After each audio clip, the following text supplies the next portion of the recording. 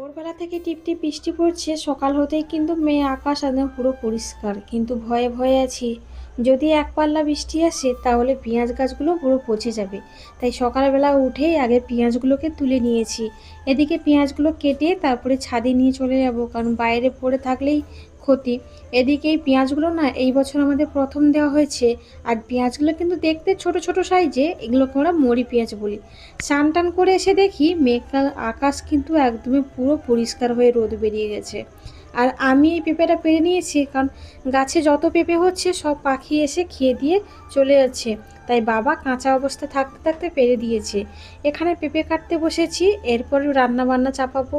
আর এদিকে যেন একটা কথাই আমি আজকে ভাবছিলাম, যে মায়ের কাছ থেকে আগে থেকে এই গাঁথা সেলাইটা শিখে রেখেছিলাম বলে এখন আমার নিজের পক্ষেই লেগে গেল। সোনাইয়ের জন্য বেশ কয়েকদিন ধরে ইচ্ছে ছিল যে একটা নিজের হাতে গাঁথা তৈরি করব। তাই সন্ধ্যাবেলা ওর জন্য